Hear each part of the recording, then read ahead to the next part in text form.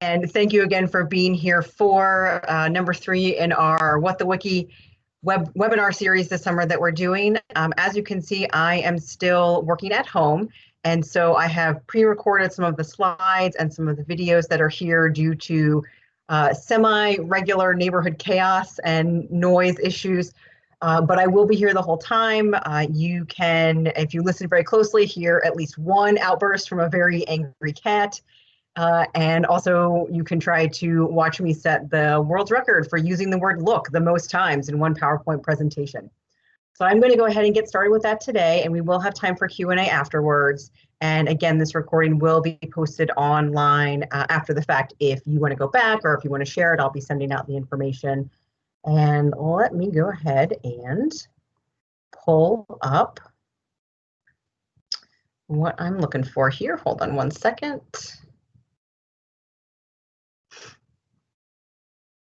And, oh, you know what, actually,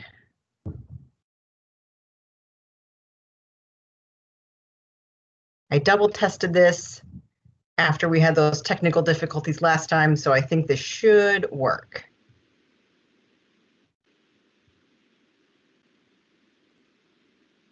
Well, let's go ahead and dive into the last of our 3 webinar series for what you can do and how you can edit Wikimedia Foundation projects. We focused on quite a few. Today, we will focus on adding content to the Wikiverse, which is not an official term, the Wikiverse Wikimedia Foundation site. And we'll talk about our agenda first, obviously. Sorry about that, forgot to mute myself.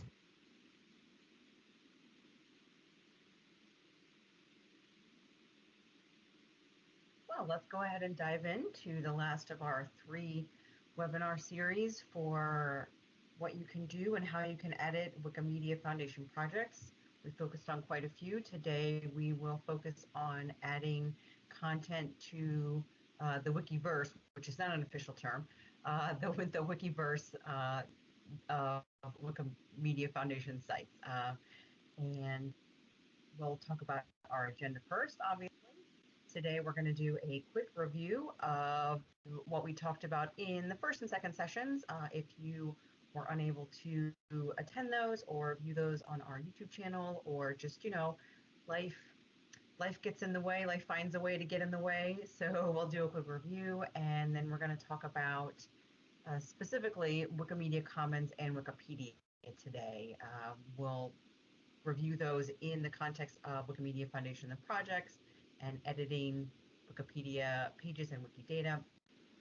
And then after we get more in depth with Wikimedia Commons and some Wikipedia articles, we're going to focus on using content in Wikimedia Commons to support Wikipedia articles and what that means for the digital collections in Ohio libraries, or maybe your own personal digital collections as well, either or both. You here in our first webinar back in June, which feels like ages ago. We talked a lot about the development of the Wikimedia Foundation, who was founded in a nonprofit, in 2003, with a mission to disseminate information freely in a collaborative environment, internet ecosystem. They've got about 15 projects. Some of those include more like under the hoods back end, like database driven projects, but or platform driven projects, but they're all collaborative, they're all public, they're all free to participate in and free to use.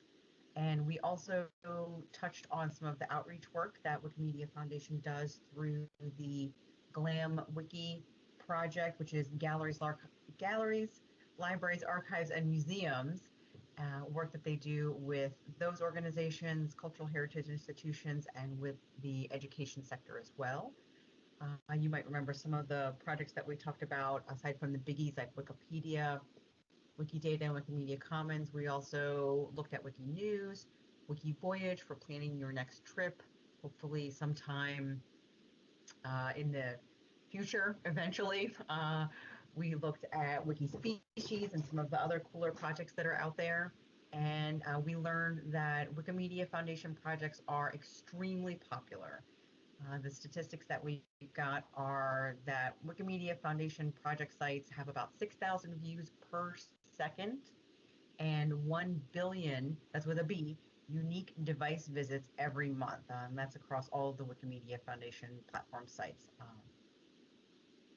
And in our second webinar back in July, we talked about working directly in Wikipedia and Wikidata. We learned how to register for personal accounts and how to move around in those and what features you have available to you. We navigated the editor tools. You might remember this scene from a couple of the things that we edited and revised. And we also worked with some images in both Wikidata and Wikipedia. We've got here our favorite glacier that we talked about a little bit in July. And we did touch on this briefly, but you might be wondering, where do those images come from? That beautiful picture of that glacier that is in both Wikidata and Wikipedia, and who knows where else at this point. It could be in WikiVoyage. I haven't looked yet, but definitely been looking for some cooler climes to think about. Well, the images come from Wikimedia Commons. The glaciers come from something else we'll talk about in another webinar. But the images themselves, by and large, come from Wikimedia Commons. And Wikimedia Commons, if you remember, is a media repository. It's a collection of 63,756,121 freely usable media files to which anyone can contribute. This is obviously a direct quote right from Wikimedia Commons. Wikimedia Commons is full of all kinds of files, images, sounds, videos, and they can all be used to support other wiki projects for free. You can remix them, reuse them yourself for free. There is some licensing attribution sometimes that you'll want to include, but there is no money that you'll need to include ever to be able to use the items and the files in Wikimedia Commons for yourself or for your work or even for other professional projects that you're involved in. So it is designed mainly for other wiki projects, as I mentioned, to support them, but it's very easy to reuse and utilize those images in the projects themselves and for your own needs. So we'll go over that a little bit today. And as another quick overview, here is a review of the homepage of Wikimedia Commons. This is what you'll see, obviously, if you're logged into your personal account, but it's pretty similar. Even if you don't have an account, you'll still get that menu bar over on the left. You'll see a help center, some options to upload files if you have things that you want to share. You'll see some tools and some other ways to export items and files and pages. And if you scroll down a little bit, you'll get all the different language options. You can see a really great picture of the day right here, the red-billed gull. It's a portrait that is from New Brighton, New Zealand, and a more beautiful bird portrait I have not seen today. We've also got that monthly photo challenge that's pretty fun to participate in. A couple of highlights, scroll down, you'll see the projects that you can become involved in if you'd like, or resources for using the material in Wikimedia Commons. And you'll see something that's a little bit different from some of the other wiki pages that we've been looking at. In the upper right-hand column, upper right-hand corner, excuse me, you'll see that blue upload video or button. And again, this is for you to be able to add images, sound files, audio files, data files, all kinds of items to Wikimedia Commons yourself if you would like. Let's look at how it works behind the scenes, I guess you would say, or behind the curtain. Again, I did mention that all the information is, all the media files are free to use and free as in copyright free, and the licenses can actually vary on some of them, but they are generally share-like, attribution, copyright, and licensing. And just as a quick refresher, there is a difference between copyright and license. I am not a lawyer. This does not constitute legal advice. Judge Judy is judging me, I can tell right now, for my fumbling of the terminology, but copyright is legal assertion language that states who owns the intellectual property itself, and the license is how it can be used by those who don't hold the copyright. So that would be you and I in a lot of senses, and actually only creators can assign licenses. So if you create something, you can assign the license to. as a review, Wikipedia Commons does accept many different types of files for images, sounds, video, textual, and data files. The one main restriction that they have is, aside from technical interoperability, is that they be free file types, that you don't have to necessarily pay to use the file structure system, which covers a lot of the ones, pretty much any of the ones you can probably think of off the top of your head. So that makes it very easy to use too. And you can add content as an individual. You add like an individual photo as an individual person, but also as an individual item if you have an individual sound file or photo that you want to add. You also, as an individual person, can batch add if you did take a vacation, hopefully at some time at the end of 2019 or maybe in the early weeks of 2020, and you've got hundreds of photos from your glacier expedition to add, you can upload those in a batch. Also, organizations, small all the way up to National Archives and Records Administration, can add content as well. And there's a little bit different system for them to do that, but it's easy pretty much all the way around. All right, let's look at an actual item file in Wikimedia Commons, review the item information. So we can see there's a file with a title, and that includes the file type, the extension there, that it's a JPEG. You can see some links here for easy ways to share and reuse this particular file, which is an image. You can see some of the resolution size data there, and those are all clickable, so you can go to the different sizes. You can see the original file size information. And there's a button here to open in the media viewer. That's a nice kind of distraction-free way to look at the media itself, and you can toggle back and forth. If we scroll down a little bit more, you can see summary information with a description, date, the link where it came from, the author, which would be the person who took the photograph in this case, and some links to some geographical locations, which is a pretty neat integration and tool.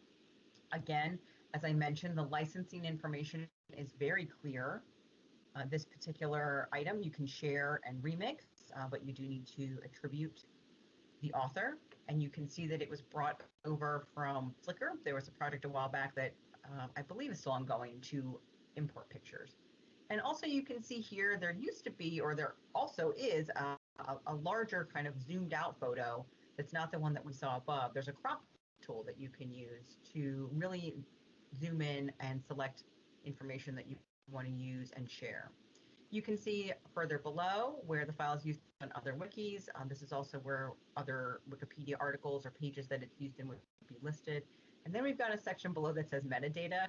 To us librarians, really all of this information is metadata, but this metadata refers specifically to the EXIF metadata from the camera or other image capture software or just software program, file capture software program. In this case, because it's a photograph, we've got the camera information, the f-stop, exposure time, things like that. And then below that, we can see some of the categories that this particular image is in, this file. Wikimedia Commons is organized by categories. Items, files are categorized. Organizations who are contributing information are categorized, and a lot of times those categories have their own pages, so it makes it pretty easy to navigate around if you know what you're looking for, but there is also a very nice search and browse feature too, if you have a less clear idea of what you're looking for. And if you are looking for help and info, I just wanted to highlight here, there obviously is a lot. We know in all of the conversations we've had about Wikimedia Foundation programs and projects that the support is overwhelming from Wikipedia and Wikimedia Foundation communities. There are help pages and discussion channels in lots of areas that you can go on all of the sites. And here's one just from Wikimedia Commons, and you can see these are a lot of questions, and it's all really good answers, and it's all really good information. They're all really good questions. But today we want to talk about how you can contribute to Wikimedia Commons, and you can skip this list. And we're going to take a look real quick at how easy it is to insert a file, in this case an image file, into an existing Wikipedia article. Here we've got the Ohio State School for the Blind's page. It's a little couple paragraphs blurb at the top, not a lot of sections before we get to the references, but we can see it fits in with this Education in Franklin County, Ohio section very well. We've got a link that shows us that there is media related to the Ohio State School for the Blind in Wikimedia Commons. And look at that, I found one so quick. I found this beautiful illustration of the original building for the Ohio State School for the Blind, which is located in downtown Columbus. The school is now located a little bit on the north side of Columbus. And we've got some descriptive information, and I can see that it came from Columbus Metropolitan Library. So I clicked that link there to go out to the original site where it lives, for lack of a better term right now. And I can see a little bit more descriptive information. So I feel confident that this is a good image. This is a good picture to add to that Ohio State School for the Blind article. It does talk a little bit about the original building, I believe, in this, yes, in the second full paragraph here, talks about the building and the building's history. So really easy to go into the editor. Just go ahead and insert images and media. And this is, again, once you're logged in with your Wikipedia username. And you can just use that search box the same way you would any kind of single search box, but there's actually a lot of stuff related to the Ohio State School for the Blind. So I'm just going to copy and paste the actual item title so that it's right there at the top. And just click on that, and I can verify the actual image itself, and I get some more information down below. I can see that it came from Columbus Metropolitan Library, that it's in the public domain, very important here. And then I click use this image. And Wikipedia would like you to add a caption to any supplementary information that you're adding. This includes audio files or video files, but photo image captions are pretty par for the course. So here I am on the fly, trying to think of a succinct caption that would be good for this particular item.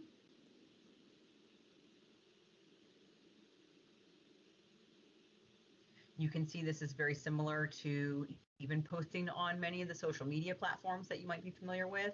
Very kind of what you see is what you get, also known as WYSIWYG. You can actually put other links and citations in your caption for the photo, which is great. I could, if I wanted to, link to the Ohio Department of Health, which is who currently resides in that building, who works from that building. I could link to the Ohio State Highway Patrol, which you can see in the little shaded text is referenced because they also used that building before the Department of Health did. Here you can pick your layout images. You can choose your border. If you want a border, you can work on the image size if you want to. You can add alternative text for screen readers.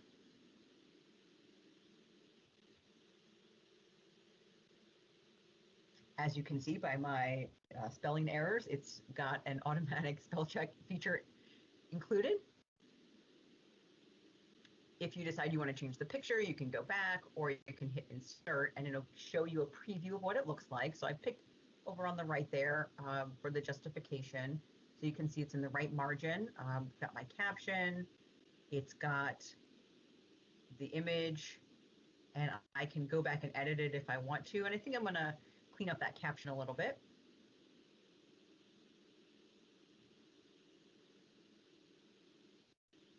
Try to make it a little bit more direct. And again, I could still go back and change the image, but I'm going to go ahead and apply the changes. And then hit publish changes to get out of that editing page.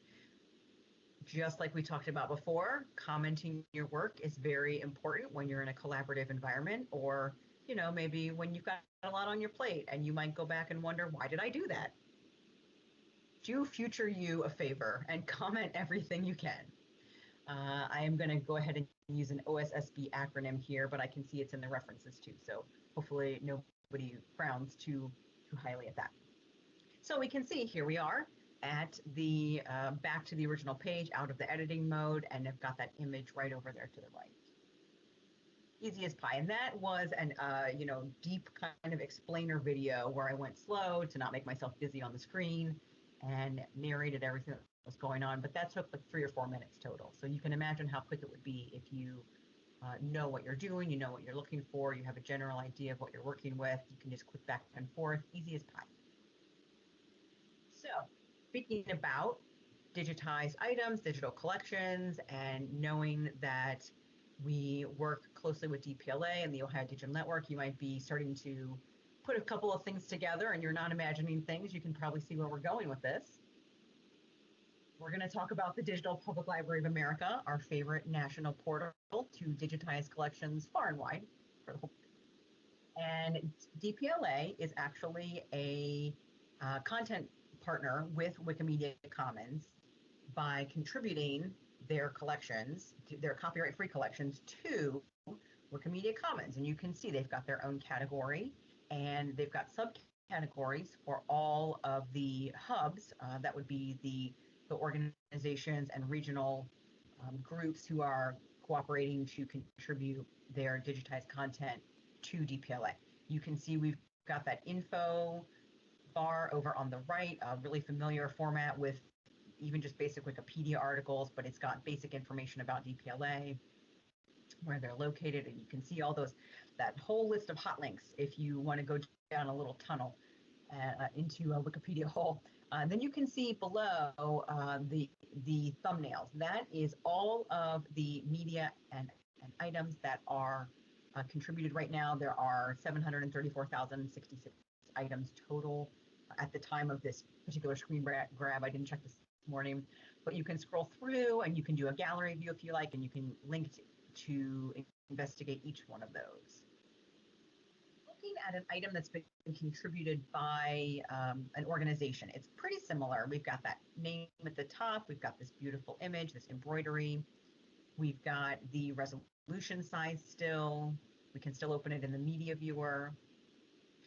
If we scroll down a little bit though, in the summary, we see there's a little bit more information than you would get if a person is uploading a picture that they took on vacation. We've got the collection it comes from. This particular item is part of the Catawba County Library. It's being contributed through this DPLA partnership. You can see that source record goes right back to the Digital NC, Digital North Carolina, in this case, Digital NC link goes back to their collection. You can see very clearly that the item is in the public domain and that there's no copyright in the United States. Here you'd see the file history if it had been edited, if the image had been edited, and you'd also be able to see that file usage on the Commons or any other Wikipedia, Wikimedia sites that it had been linked to. Again, we've still got those categories. There's a couple more that could be added.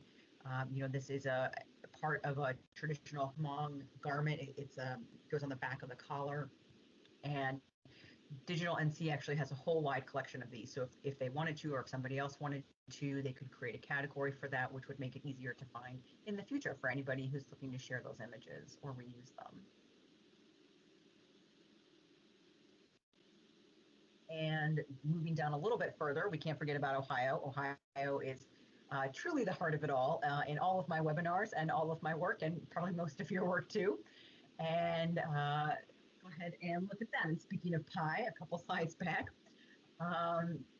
This is my favorite pie chart probably of all time, even though lemon meringue pie is not my favorite. We can talk about that later. We've got right now in the Ohio Digital Network collection, excuse me, in DPLA, we've got 233,841 items. We do have a harvest coming up in a few weeks, so we're going to add some more, but that's what we've got right now. We've got 24 contributors, different size cultural heritage institutions from across the state. And since we have all done such a great job, or you've all done such a great job of labeling your rights statements on the metadata for the items that have been contributed, we've got 100% compliance there, which is fantastic. We're very lucky in that respect. Not every hub can say that. We know it's very easy to see that we've got over 150,000 items that are without copyright in that 233, almost 234,000 items, spanning from 18 contributors.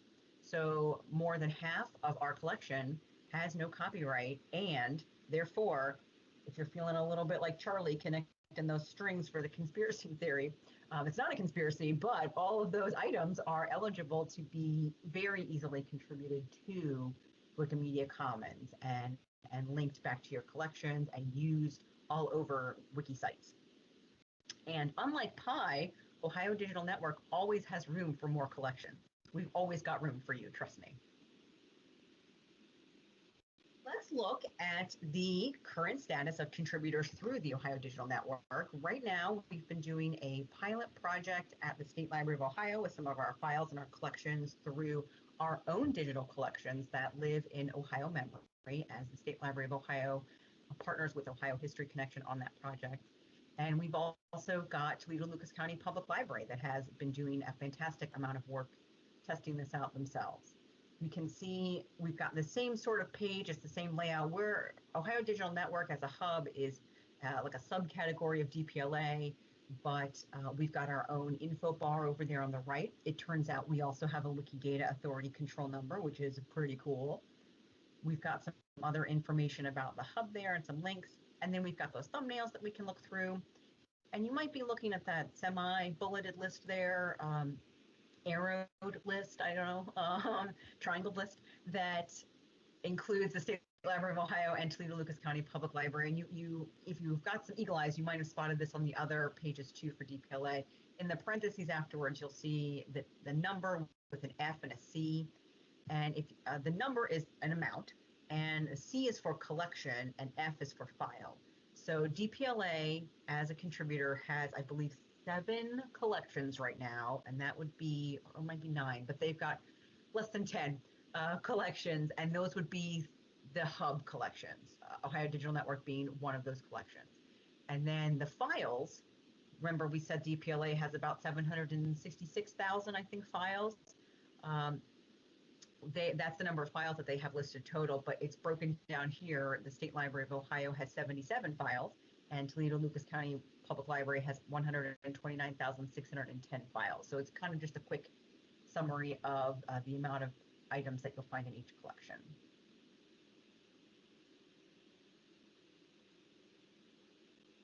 State Library of Ohio has its own page, subcategory page, as any contributing organization would, any collection itself actually would, since the State Library's collection is termed that specifically as a category. You can see there are pages from books here. It's totally great and fine and wonderful if part of your collection that is out of copyright is just pages from books. There are a lot of great details that can be extracted. You can see we had that crop tool earlier where we talked about that popsicle and the cucumber lime popsicle. Images, maybe if there's photographs that have been tipped in, if there's illustrations, graphs, even actual citations and text blocks can be cropped out and used, inserted into other wiki projects that are in existence already. But you can see we've also got some maps. We've got a World War II info map there. I always love those. And it's just a little thumbnail. And if you were to click on that link, you'd see the link that goes back to the collection. You'd see it was out of copyright. And you see more information there over on the right, specifically about the state library. So this would be true for any library. If you were looking at that Catawba County Library item gallery, you'd see their link to if they have their own authority control wiki data, if they have their own site, their history, when it was founded, where it is on the map, where it's located. So let's go ahead and actually hear from one of the contributors, John DeWeese from Toledo Lucas County Public Library. You've probably interacted with him before, but if you haven't, he works at the Special Collections and Digital Collections Department at Toledo Lucas County Public Library, and he very gracefully recorded this video for us detailing the work that they have been doing, specifically that he's been doing and that Toledo Lucas County Public Library has been supporting to really reuse and work with their digital collections in Wikimedia Commons and elsewhere. So let's go ahead and hear from John. Hi everyone, just as a brief follow-up to Jen's fantastic presentation about Wikimedia Commons, I'm here to talk a little bit about how those resources can be used once you've got them in, and how it can be a benefit to your library. So my name is John DeWeese. I'm the digitization librarian at the Toledo Lucas County Public Library. And in the last few months, I've been spending some time getting our digitized resources into Wikipedia articles, and I just wanted to provide a brief introduction on how that process works and why it could be a valuable potential use of your time. So DPLA has developed some code that allows any records that you've had harvested by them through the Ohio Digital Network, which are not protected by copyright, to automatically be added to Wikimedia Commons. So this simply copies the record over to a new repository, but doesn't remove it from DPLA or anywhere else out there on the wider internet. DPLA identifies the resources as not being protected by copyright by the applicable no copyright US right statement in the metadata. If a different right statement is in the record, or if no right statement at all is in the record, then the record wouldn't be copied over to Wikimedia Commons. So once your images are copied over into Wikimedia Commons, it becomes very simple to then add them over into Wikipedia articles, which is their ultimate goal, because this is such a commonly used resource. It will drive way more people to viewing your hard work in digitizing all that local content. So here we can see the landing page that contains all of the resources that we've had copied over into Wikimedia. I've been adding images to Wikipedia articles in three sort of broad categories of content that I'll go over with you to kind of discuss how these can be very widely used in maybe more areas than you could initially think. First up, we have images being added to articles that are of interest for the reasons that you're probably thinking of, because they're about people, places, or events that are local to your community. This might mean adding images to the general article about your city, about historic neighborhoods, or maybe specific people or events. So, for instance, that might be an article about your downtown. In this case, we've got the article for downtown Toledo. And if we scroll down here for a gallery of images of downtown Toledo, we have represented some historic images of buildings in the area, such as the Nicholas, Nasby, and Spitzer buildings, as well as a view of downtown from the now demolished produce exchange building. So this could also be an article about the newspaper in your particular community, in this case, the Toledo Blade, which now has an image of the Toledo Blade newsboys from the turn of the last century that has been added to the article. Or this could be about a historical figure in your community. This is Carl Henry Keller, a previous mayor of Toledo, and now his article, which is otherwise pretty short, now has images of a postcard that he sent out to his supporters, a campaign postcard. So the second broad category is images that might not have a corresponding article that strictly covers the exact contents of the image, but the image might still be useful in illustrating some more general concepts. So, for example, we have here the article about maypoles. And scrolling down to the article, the section of the article that is specifically about maypoles in the United States, we now see that we have an image of children swinging around a maypole in a park in Toledo, Ohio. While looking through all of the no copyright images that we have in our repository, I came across a picture of this building that I was like, wow, that building really has a whole lot of awnings on it. Let's search to see if there's a Wikipedia article about awnings. And surely enough, there is, and it's actually very lengthy. So now it also features an example of the Grand Hotel from Toledo that has all sorts of awnings all over it. And finally, here we have an article about rickshaws as a mode of transportation, because we have this image in our collections of a child and his dog being pulled around on a tiny little rickshaw that is just absolutely adorable. And as far as I was concerned, definitely needed more exposure, and more people needed to be seeing this. So it went into the article about rickshaws. So the third and final category of articles that you can think about enriching, in addition to things that are specifically about your community and articles that are much more generalist in nature, is areas of particular strength in your digital collections where you can kind of showcase off all of the great things that you have around a particular scope. So in Toledo, we're very lucky to have loads and loads of architectural records that we've digitized and that are supplemented by photographic records as well. So we've been going through and enriching relevant articles, such as those about a particular architect, such as George S. Mills. So I added this, our gallery of images here at the bottom, showcasing architectural records, the actual drawing for the building itself, and then a complementary representative image that was taken from a contemporary viewpoint, as well as this architectural drawing for the Mills, the home that Mills designed for himself, actually. So you can target specific architects, you can target specific buildings. This is the train station in Toledo.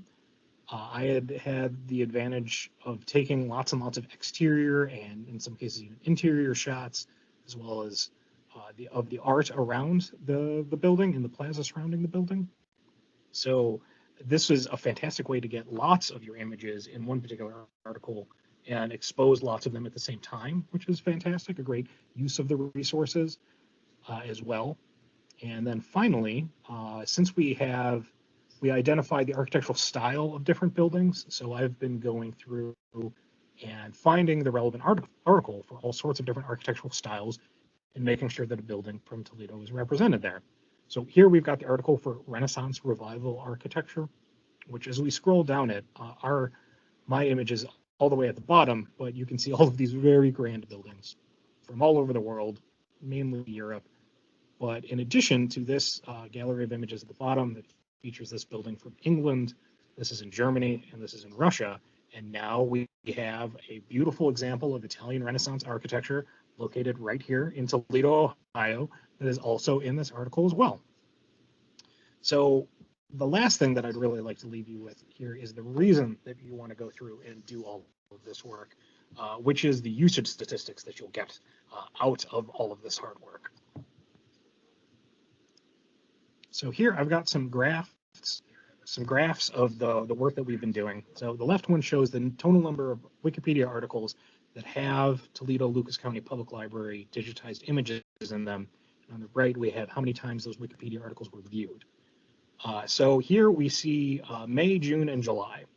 And we've only been working at this for about 3 months. So this is the data that we have so far. And in May, I had 18 articles enriched. June, I had 50, and by July, I had 70 articles. So looking at how often those articles were viewed is just really wonderfully stunning. So in May, those articles were viewed over 28,000 times. In June, they were viewed over 140,000 times. And by July, they were viewed over 420,000 times. So just in those 3 months with those cumulative 70 articles, they were seen over 500,000 times, which is just wonderful. We're talking about a very serious kind of like bang for your buck in terms of how much effort it takes to how many times they'll be used. And to speak to that effort, this is a project that I've been sort of very passively working on. Once a week, I spend an hour, maybe a little bit more, and try and get images and 5 to 10 new articles a week. So getting from that amount of effort, very minimal, very simple, because as we've seen, getting our images into Wikipedia articles doesn't take all that much effort. You get just massive usage statistics out of it. So it's something. This is a project that I've been very excited about because it's just wonderful to be getting these images in front of people where they're already looking at them anyways. So if you have any questions about this process at all, please don't hesitate to reach out. As you can see, I'm very excited about this. I think this is just a wonderful opportunity. So I'm happy to talk to you about this. I keep a running list of all of the articles that I've enriched. So if you would like some more examples, in addition to the ones that I've included here in this video, I'm happy to share that with you so you can maybe give you some ideas on where to get started. So again, if you have any questions, please don't hesitate to reach out, and thank you so much for your time. And thank you so much to John for that amazing video and explainer of his process, and for giving us the rickshaw picture that we did not know we needed in our lives, but now we know that that our lives are a little more complete seeing that, and I enjoy the smile every single time I see that, so thank you. And also, when it comes to this data visualization that we're looking here, the statistics dashboard, I feel like I want to add an extra 2 zeros on the ends of all those resources viewed because my eyes are so big looking at the results and just over 3 months with the, as John said, the somewhat minimal amount of work that really can be done from home. Maybe you're not working in the office right now, or maybe you're looking for projects to split your time. And once those collections are in Wikimedia Commons, as we've emphasized heavily, they are public and able for anybody to use. You don't need a VPN, you don't need to log in, you don't need to grant any student workers or volunteers any specific access or back-end security measures. Obviously, you'd want to make sure anybody who's doing this is at least a little bit trained in how to do it. But as we've seen, it's pretty easy to do and doesn't take too much of a time investment. And again, John also demonstrates that the fact that you know your own collections so well is another huge strength here. I mean, that building with the awnings, the most extra awnings I've ever seen, was a perfect addition. And to have a building from Toledo with a classic architectural style that is matched in other cities, international cities throughout the world, of course you'd want that to be included. And that goes beyond your own City of Toledo, Mayor of Toledo kind of pages that are also important. So there's a couple different areas that you can focus on. And I do want to note also, I know we talked about this, especially in our second webinar, the circumstance or the situation of conflict of interest. Using your items, using your images, your files, placing those in other articles absolutely does not constitute a conflict of interest. Even if it did, we know it's fine if you just note, hey, I'm editing my organization's Wikipedia page, as long as you comment it. But this is not the same thing. You are, supplementing pictures from a collection that's out there into other pages that already exist, or into pages that may have, ties with your local community. So even though conflict of interest is not necessarily a red flag, it's like a light pink flag maybe, and it's no flag if everything is noted and documented correctly. In this case, there's no flag right off the bat, so that's not even something that you have to worry about. Thanks again, John. That was great. Again, just to go ahead and go over the benefits of contributing your collections to Wikimedia Commons or your digitized collections. You'll have increased access to those collections, sharing capabilities with other organizations who are out there contributing their material in that same way that DPLA and many other projects are trying to break down those silo barriers between digitized collections that live in disparate sort of sites on the internet. We're trying to bring those all together and really utilize the power that they have. Obviously, those statistics are just wild. That'll be something that your stakeholders, your administration, your board, your members, your community would love to see. Who doesn't love a success story, right? Who doesn't love a success baby, actually? But we're hoping to find new ways to collaborate with other organizations as this project develops. And this is all easier to do because of Ohio's membership in the Digital Public Library of America. Your institution, many of you who are already contributing know that there is no cost, there's no monetary cost or charge for you to participate or contribute these collections or any future collections to DPLA. That's something that the membership that Ohio Digital Network provides to you as part of DPLA. And we also provide a lot of support wherever we can. We want to take the puzzle out of this for you. As you might remember at that slide a couple of minutes ago with the scrolling list of questions, that was just one page. And again, that's all good information. I love the fact that all of the Wiki projects have such great, strong communication all the time. But sometimes you just want somebody to kind of a turnkey process.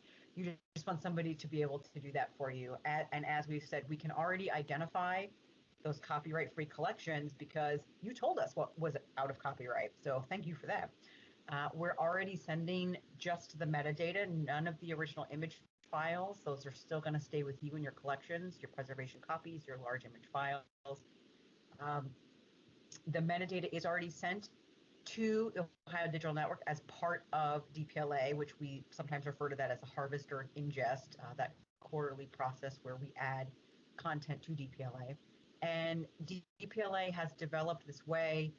They're working with the hubs, including Ohio Digital Network, to streamline this workflow right now, but DPLA has developed a way to automatically shoot off some of that metadata and that information to Wikimedia Commons. So you don't have to do anything except for what you saw John do if you're interested. You don't even have to do that, but we just wanted to demonstrate how easy it really is and how, as he said, how much bang for the buck you really do get with such a little effort at this part of the process. Obviously, you've already put all that work into the metadata and caring for your digital collections. Why not take advantage of this? And we do just want to reiterate the support that we provide as the Ohio Digital Network Hub for the work that you're doing, your digital collections, and for anything that you have, any questions that you have related to DPLA or digital collection. We are here for you. That includes the ODN Hub membership to DPLA. You know, we're getting more stats information every day. We're expanding the services and the processes, and therefore the eyeballs that are going to be hopefully big and added on to the end of your stats for your collections. We've got the ODN staff of Penelope Shoemaker, Peter Kukla, and myself, Jen Johnson. We're always here to answer questions for you and to lift anything up through DPLA with our representation in the organization. And again, there's even the Wiki community is always there for you. If you are an individual and this has intrigued you and you do want to add your collection of glacier photos, A, message me separately because I want to talk about your awesome trip. But B, you can find all that information that you need out there in the Wiki community and do it as part of that community, separate from your library or your institution or ODN. But if there is a way that you want your digital collections added, or if you do want your digital collections added, it's so easy. Just let us know. And I do want to especially focus on giving a shout out of appreciation and credit for this particular webinar, but the inspiration for the whole series to Dominic Bird McDevitt and DPLA staff. They have a fantastic webinar that goes into this same topic pretty in depth that they did earlier this year that was very intriguing, obviously for both me and John. John DeWeese at Toledo Lucas County Public Library. We're big fans of this project. And again, thank you to John and the rest of the staff at the Toledo Lucas County Public Library and the work that they're doing. And thank you so much to Peter Kukla, Penelope Shoemaker, Nicole Merriman, and Shannon Cupford-Troush of the State Library of Ohio and the work that they've been doing to test and get that workflow set for our own collections and make sure that we understand fully the entire process so that we can therefore work with your institution or your collections and make it as easy for you as we possibly can. So thank you again for attending today. I'm going to go ahead and have a little time left for Q&As. And if you are interested in this program, please do contact me. My email is here on the slide. You can shoot me a message, shoot me an email. We will be posting this recording online, so feel free to return to it later if you want to share it with anybody or if you'd like a little tip sheet to share with your administration or anybody else in your community. Please let me know. Thanks very much. All right, great. Well, let me go ahead and stop my screen sharing and get back to the chat and see if we've got any questions to get to. If anybody does have questions, I don't see anything's been typed so far. So if you have anything, you turn your mic on, shout it out, or whisper it out, whatever, or type it in the chat if you feel more comfortable with that. If you do want to hear, think about this, let this kind of marinate a little bit, sink in, talk with anybody at your library about it for a couple of weeks. We are going to be talking about this a little bit more in depth at upcoming ODN Fest event that we're hosting virtually on Tuesday, October 13th.